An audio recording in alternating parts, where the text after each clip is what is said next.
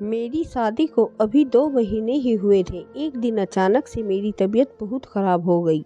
मेरी सास कहने लगी, चलो बेटी तुम्हें डॉक्टर के पास ले चलूं। लगता है कि तुम्हें डॉक्टर के पास जाने की ज़रूरत है। माँ के कहने पर मैं डॉक्टर के पास जाने के लिए तैयार हो गई। वह मुझे डॉक्टर के पास ले गई, जिन्होंने मेरे कुछ टेस्ट किए। फिर डॉक्टर बोली, तुम्हारा अल्ट्रासाउंड करना पड़ेगा। बिना चेकअप के रिजल्ट देखे मैं कुछ नहीं कह सकती। थोड़ी देर बाद एक लड़की आई। उसने मुझे लिटाकर मेरा अल्ट्रासाउंड किया और फिर मुझे वापस भेज दिया। अब तक मेरी सास डॉक्टर के पास बैठी रही। डॉक्टर मीतल तो बहुत खुश लग रही थी, मगर फिर उन्होंने मुझे बाहर जाने को कह दिया। कहने लगी, तुम्हारी पर्ची बना रही हूँ, तुम बाहर जाकर बैठो। मेरी सास अंदर ही रह गई। शायद वह बड़ी थी, इसलिए उन्होंने बाहर ना भेजा। काफ़ी देर इंतज़ार करती रही। फिर मेरी सास ने मुझे अंदर बुलाया। मैं अंदर गई तो डॉक्टर का चेहरा उतरा हुआ था। मिस रानी, क्या आपको बचपन में कोई चोट लगी थी? नहीं डॉक्टर, ऐसा क्यों कह रही हैं आप? इसलिए कि आपके लिए एक बुरी खबर है। वह क्या? मैंने परेशान हालत में पूछा। वह यह है कि आप कभी माँ नहीं बन सकती, आप बच्चे पैदा नहीं कर सकती। यह एक पैदाइशी नुक्स है जिसके बारे में मैं आपको विस्तार से नहीं बता सकती। बस इतना कहूँगी कि आप में बच्चा पैदा करने का सिस्टम मौजूद ही नहीं है। डॉक्टर की बात सुनकर मेरे तो अंदर जैसे कुछ मौजूद ही नहीं था। ऐसा लग रहा था जैसे मैं बेजान हो गई हूँ। मैंने सोचा नहीं था कि ज़िंदगी इतना बड़ा धोखा देकर मेरे सामने खड़ी होगी। मैं वहीं पर बैठकर रोने लगी। मेरी आंखों से टप टप आंसू बहने लगे। मैंने सुजीत से मोहब्बत की शादी की थी, लेकिन अब वह बस अपनी माँ की ही सुनते थे। वह कहते थे कि मेरी माँ जो कहे उनकी हर बात मानना। अब मुझे लग रहा था कि उस घर में कोई मेरी जगह नहीं बची। अब औलाद ही पैदा नहीं कर सकती तो फिर मेरे जैसी औरत का सुजीत की ज़िंदगी में क्या काम? उनकी माँ को तो बच्चों से मोहब्बत थी। मैं वहीं बैठकर रोने लगी। दिल चाह रहा था कि ज़मीन फट जाए और मैं इसमें समा जाऊं। यह आँख हमेशा के लिए बंद हो जाए। रो रो कर मेरा दिल हल्का हुआ तो सास ने तसल्ली दी। बेटी, फिक्र क्यों करती हो? मैं तुम्हारे पति को कुछ नहीं बताऊंगी। सास के इस रवैये पर मैं हैरान हो गई। वैसे तो वह बहुत बुरी औरत थी, मगर आज उनका रवैया कुछ अलग था। फिर कुछ समय के बाद बोली, अगर तुम कहो तो मैं तुम्हें एक बाबा के पास ले जाऊं। जानती हो, बाबा जी के पास जितनी भी बांझ औरतें आई हैं, उनके साथ भी कुछ न कुछ ऐसा ही होता है। कोई बच्चा पैदा नहीं कर सकती या फिर बच्चे मरे हुए पैदा होते हैं। उनकी दवाई से सब ठीक हो जाता है और वह सिर्फ 7 गोलियां देते हैं बेटी, और उनके बाद मानो तुम्हारे घर में खुशखबरी पक्की। डॉक्टर लोग तो झूठ बोलते हैं, उनको तो बस पैसा कमाना है। इस डॉक्टर का ख्याल था कि मैं तुम्हारा इलाज महंगा करवाऊंगी, तभी यह ऐसी बातें कर रही है। मगर तू फिक्र ना कर, मैं तुझे बाबा के पास ले जाऊंगी। देखना, तो उनकी गोली खाकर एक नहीं कई बच्चे पैदा करेगी। सास की बात सुनकर मैं खुशी से खिल उठी। उन्होंने बताया कि पायल को भी मैं उन्हीं के पास लेकर गई थी। उन बाबा की 7 गोलियां खाने के बाद वह उसी महीने गर्भवती हो गई थी। मेरे दिल में उम्मीद की किरण जाग उठी। माँ जी ने कहा, शाम को चलेंगे बाबा के पास। मैंने कहा, ठीक है माँ जी। मैं बेचैनी से शाम का इंतजार कर रही थी, मगर शाम हुई तो माँ जी ने मुझे एक चादर ओढ़ने को कहा। हम लोग दोनों बाबा के पास उस ठिकाने पर पहुँचे तो मैंने देखा बाबा के पास वाकई कई औरतें बैठी थी, और मैंने उनके से 2-4 औरतों से बात की तो पता चला कि वह भी बाबा के साथ गोलियों से ठीक हुई हैं और उनके बच्चे भी पैदा हुए हैं। यह सुनकर तो मेरी तो सारी फिक्र गायब हो गई कि जब इतनी औरतों का इलाज हो चुका है तो मेरी तो शादी को अभी 2 महीने ही हुए हैं। खैर, मैं बाबा के पास गई तो उन्होंने मुझे इशारे से नीचे बैठने को कहा और फिर मेरे सर पर हाथ रखकर कुछ पढ़ने लगे और फिर 7 गोलियां मुझे देकर बोले, बेटी, यह गोलियां पाबंदी से खा लेना, इनमें से एक भी छूटने ना पाए। और हाँ, साथ में जो मंत्र मैं तुम्हें बताता रहूं वह जरूर पढ़ना। उन्होंने गोलियां मुझे थमाते हुए कहा, मगर मेरे हाथ से गोलियों वाला सापर मेरी सास ने ले लिया और कहने लगी, मैं संभाल कर रखूंगी।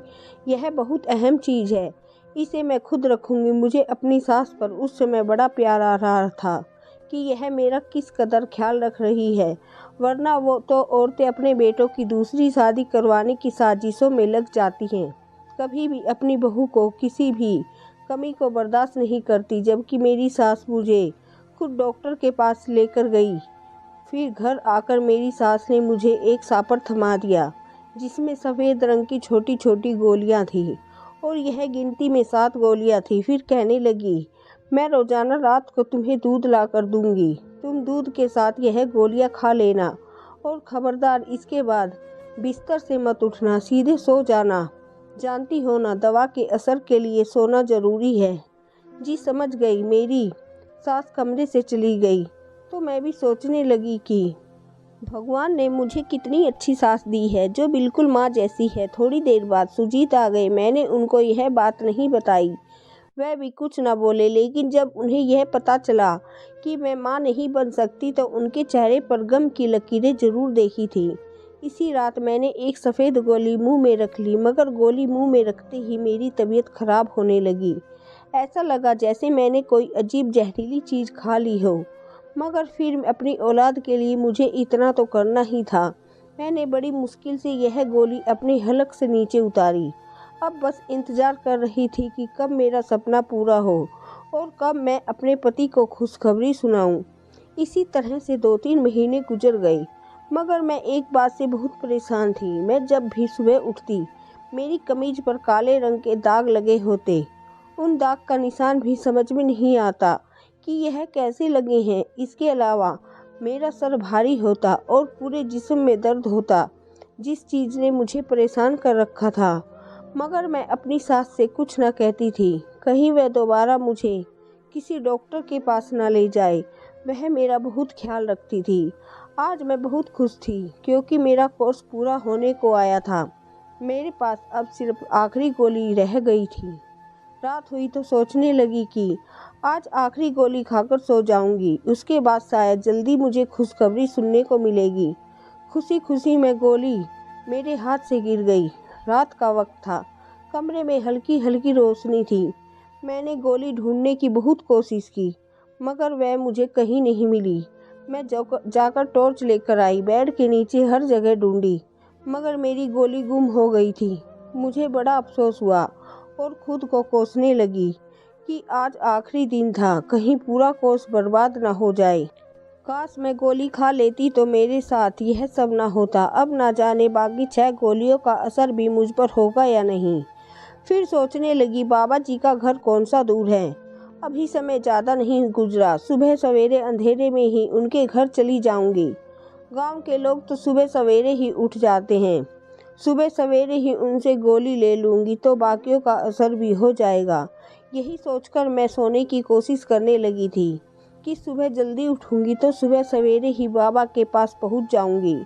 मगर इसकी नौबत नहीं आई। अभी मुझे लेटे हुए 10 मिनट ही हुए थे कि मेरी सास मेरे कमरे में आई। मैंने भी सोने का नाटक किया कि कहीं यह ना समझे कि मैंने गोली नहीं खाई, क्योंकि गोलियों के असर में अक्सर मुझे नींद आ जाती थी।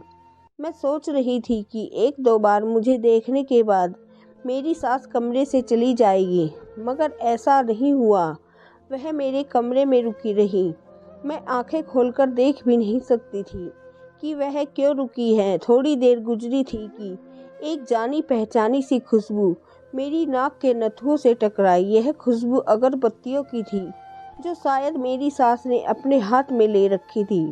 मैं अब भी सोने का ड्रामा करती रही कि कहीं उन्हें शक न हो जाए कि मैंने गोली नहीं खाई। लेकिन अब जब उन्होंने उन अगरबत्तियों की राख मेरे सर पर और मेरे पेट पर गिराई तो मुझसे रहा नहीं गया। गरम गरम राख जब मेरे कपड़ों पर पड़ी तो मुझे डर सा महसूस हुआ। मैं एक जोरदार चीख मारकर उठ बैठी। मुझे लग रहा था जैसे मैंने कोई डरावना सपना देख रही हूँ। अपने सामने अपनी सास को देखकर मेरा तो जैसे दिल ही उछलकर बाहर आ गया। उन्होंने काले रंग के कपड़े पहन रखे थे और उनके माथे पर काले रंग का टीका था। वह बहुत ही ज़्यादा डरावनी लग रही थी। लगता था कि वह कोई जादूगरनी है।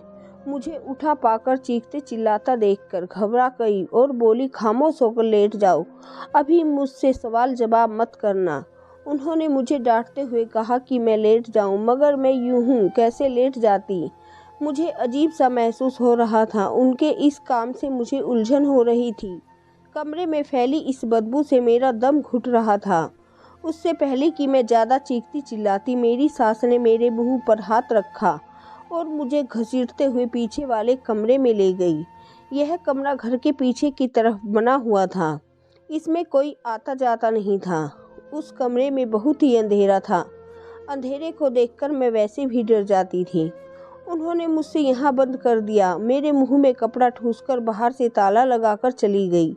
यह देखकर मेरा बुरा हाल हो गया। मेरी आंखों से आंसू बहने लगे। मैं सोचने लगी, मुझे यहाँ क्यों बंद कर दिया। रोते चीखते चिल्लाती रही, मगर किसी ने मेरी आवाज़ न सुनी। मैं तो जानती थी कि यहाँ मेरी आवाज़ सुनने वाला कोई नहीं है, मगर यह कमरा घर के पीछे की तरफ था। मैं अपने पति को कोसने लगी, जिसने मेरा ख्याल नहीं किया, मुझे पूछने तक नहीं आया। मैं उसका इंतजार दिन भर करती रही, मगर उसने मुझे पलटकर नहीं देखा। लग रहा था जैसे वह भी अपनी माँ के साथ शामिल हो और यह उसे मेरी कोई परवाह नहीं। इसी इंतजार में शाम के 4 बजे सुजीत ने अपनी शक्ल दिखाई। कहने लगा, तुम यहाँ पर हो मैं जानता हूँ, मगर तुम्हें सब्र से काम लेना होगा। इसके पीछे छुपा राज तुम नहीं समझ सकती। मैं उसे देखते ही उस पर चिल्लाने लगी, यह कौन सा राज है? तुम पागल तो नहीं हो गए? तुम्हारी माँ ने अजीबोगरीब काम करने के बाद मुझे यहाँ बंद कर दिया, जबकि तुम जानते हो मैं तुम्हारे बच्चे की माँ बनने वाली थी। मैं जानता हूँ, तुम्हारी डॉक्टरी रिपोर्ट देख चुका हूँ। तुम्हारे माँ बनने का मुझे तो उसी दिन पता चल गया था जब तुम डॉक्टर के पास गई थी। अच्छा, वाकई? तो फिर तुमने मुझे बताया क्यों नहीं? तुम्हारी माँ ने मुझसे यह बात क्यों छुपाई और मुझे बांझपन की गोलियां क्यों दी? बताता हूँ, सब बताता हूँ। सुजीत ने हाथ से इशारे से बैठने को कहा। मजबूरन मैं बैठ गई। इसके सिवा और कोई चारा नहीं था कि मैं उसकी बात सुन लूँ, मगर मेरा दिल जोर जोर से धड़क रहा था। मुझे बहुत डर लग रहा था। मैं उसके पाँव में पड़ गई। ऊपर वाले के लिए, सुजीत पहले मुझे यहाँ से निकालो, इसके बाद तुम जो मर्जी कर लेना। यहाँ मेरा दम घुट रहा है, घबराओ मत, मैं तुम्हारे साथ हूँ। सुजीत ने मुझे तसल्ली दी। अब मेरी बात ध्यान से सुनो। सुजीत ने मुझे राजदार अंदाज में बताया, मेरी माँ को तो तुम जानती हो, वह बहुत अच्छी औरत है। बहुत सी औरतें माँ के इलाज करवाने आती हैं और वह सभी का मुफ्त में इलाज करती है। शायद तुम इस बात को नहीं जानती, क्योंकि माँ ने आजकल यह काम जरा कम किया हुआ है, मगर मैं माँ को अच्छी तरह जानता हूँ। वह लोगों की मदद करती है, खासकर बांझ औरतों की। वह चाहती है कि कोई औरत उनके दरवाजे से खाली ना जाए। जैसे वह बाबा है ना, वैसे ही बनना चाहती हैं, और उनके लिए उनको एक मंत्र का उच्चारण करने की ज़रूरत है। उन्होंने जब मेरी शादी तुमसे करवाई तो मुझसे वादा लिया था कि मैं अपनी मर्जी से शादी तो कर रहा हूँ, मगर शादी के बाद उन्हें तुम पर इस काम को करने की इजाज़त दूँ। बस इसी वजह से मैं तुम्हें बात नहीं कर सकता, क्योंकि उन्होंने मेरी बात मानी थी। तुम्हें मुझसे मिलाकर मेरे दिल की आरज़ू पूरी की, मगर अब मुझे भी तो उनकी बात माननी है ना। वह अगर यह मंत्र का उच्चारण कर रही है तो उन्हें करने दो। इससे शायद तुम्हारे बच्चों को भी कोई नुकसान नहीं पहुँचे, मगर मैं जानता हूँ कि माँ जी की नीयत बुरी नहीं है। वह बाकी और 2 की मदद करना चाहती है। मैं अपने पति की यह राम कहानियाँ सुनकर मैं चिल्ला उठी, तुम पागल तो नहीं हो गई सुजीत? मर्द बनो। तुम्हारी अकल को क्या हो गया है? क्या तुम्हें ईश्वर से डर नहीं लगता? इन बेफिजूल अंधविश्वास की ज़रूरत क्या है? हरगिज नहीं। तुम्हारी माँ सरासर गलत कर रही है।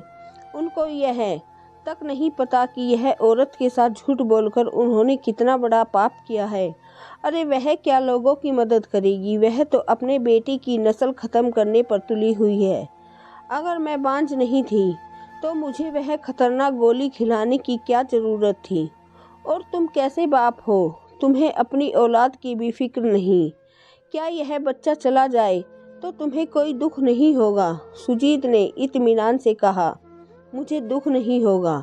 जिस ईश्वर ने एक दिया है तो वही ईश्वर और भी देगा। सब्र करो। वैसे भी तुम्हारा तो अभी पहला महीना है। कौन सा यह बच्चा इस दुनिया में आ गया है? सुजीत, मैं कोई बात नहीं जानती। बच्चा दुनिया में नहीं आया तो उसका मतलब यह नहीं है कि तुम उसे अपने हाथों से कत्ल कर दो। कम से कम तुम्हें यह बात समझनी चाहिए कि तुम्हारी माँ जो कर रही है वह सरासर गलत है। मैं अपने बच्चे को किसी को हाथ नहीं लगाने दूंगी। तुम्हें जो करना है कर लो, तुम्हारी माँ के हाथों बलि का बकरा नहीं बनूंगी। मैंने गुस्से से कहा। सुजीत ने मुझे वहीं बंद किया और वह भी चला गया। बेवफा की इस हरकत पर मैं तो हैरान रह गई। सोचा नहीं था कि वह इस कदर संगदिल होगा। 2-3 घंटों के बाद दोबारा आया और फिर मुझसे बात में समझाने लगा। बोला, माँ जी को मंत्रों का उच्चारण करने दो, वह सब लोगों की भलाई के लिए कर रही है। उसके बाद तुम जो चाहो करो, मैं तुम्हारी हर बात मानूंगा, लेकिन भगवान के लिए मुझे माँ के सामने शर्मिंदा मत करो। सुजीत मेरे आगे हाथ जोड़कर, मगर रात की मोहब्बत औरतों के लिए सबसे बढ़कर होती है। कहीं सुजीत, तुम जो मर्जी करो, मैं तुम्हारी औलाद का गला नहीं घोट सकती। अपनी माँ से कह दो कि जब तक मैं जिंदा हूँ उसे यह अपने ऊपर मंत्र पढ़ने नहीं दूंगी। मैं गुस्से से दहाड़ कर बोली। सुजीत पत्थर बना मुझे देखने लगा, जैसे उसे यकीन न आ रहा हो कि मैं अपनी औलाद से कितनी मोहब्बत करती हूँ। और उसके चेहरे पर पछतावे के भाव थे, जिससे साफ जाहिर होता था कि वह भी शर्मिंदा है, मगर अपनी माँ के हाथों से मजबूर था। वह इसी वक्त अपने कमरे से उठा और बाहर चला गया। मुझे सास की चीखने की आवाज़ आई। फिर वह भागा हुआ मेरे कमरे की तरफ आया। जाओ, निकल जाओ इस घर से, जितनी दूर जा सकती हो चली जाओ, वरना तुम्हारी जान ले लेगी मेरी माँ। फिर सुजीत ने मुझे अपने एक दोस्त के घर का पता दिया और मुझे रोड तक छोड़ने भी आया। बोला, कुछ दिन यहाँ रहो, मैं तुम्हें यहाँ से लेने आऊँगा। माँ पर जुनून सवार हो चुका है, वह तुम्हें नहीं बख्शेगी। सुजीत की बात सही थी। सुबह के वक्त मैं अपना थोड़ा सा सामान लेकर अपनी सास के घर से चली गई। मैं दिल ही दिल में दुआ कर रही थी कि मैं जहाँ जा रही हूँ उन लोगों का रवैया मेरे साथ अच्छा रहे। वहाँ पहुँची तो रवि और उसकी पत्नी ने मेरा अच्छे से वेलकम किया। शायद मेरे पति ने उन्हें पहले से बता दिया था कि मैं आ रही हूँ। उन लोगों के घर मुझे किसी किस्म की कोई तकलीफ नहीं हुई। मैं आराम से 6 महीने वहाँ रही। इसी दौरान सुजीत ने मेरी खबर ना ली। मेरी उम्मीद टूटने लगी थी। लगता था जैसे वह भी पलट कर नहीं आएगा। मगर फिर एक दिन रवि की पत्नी भारती ने मुझे खबर दी कि मेरा पति मुझे लेने आ रहा है। खुशी से मैं फूली नहीं समा रही थी। मेरा आखिरी महीना चल रहा था। उन दिनों औरतों को पति की ज़रूरत होती है। वह अपने से अपने सुख दुख सब कहती है और अपनी तकलीफ का साथी बनाती है। आए तो उनके चेहरे पर परेशानी थी, बरसों से बीमार लग रहे थे। आते ही मेरे आगे हाथ जोड़ते हुए बोले, मुझे माफ़ कर दो, हमेशा के लिए मेरी माँ को भी माफ़ कर दो। सुजीत रोने लगे थे। आज क्या हुआ है, आप रो क्यों रहे हैं? तब सुजीत ने मुझे बताया कि माँ को उनके किए की सज़ा मिल गई। उनके साथ जो हादसा हुआ है उनसे उनके होशो हवास बिगड़ गए। उनके मंत्र का उच्चारण पूरा न होने की वजह से उनका दिमाग खराब हो गया और वो पागल हो गई है। अब अजीबो-गरीबे बातें करती हैं। लोग उन्हें देख देख कर हंसते हैं और वह जिंदगी मौत की कशमकश में है। सुजीत की बात ने मुझे भी परेशान कर दिया। अपने पति की बातें सुनकर अपनी सास को माफ़ कर दिया। बेशक माफ़ करने में ही महानता है।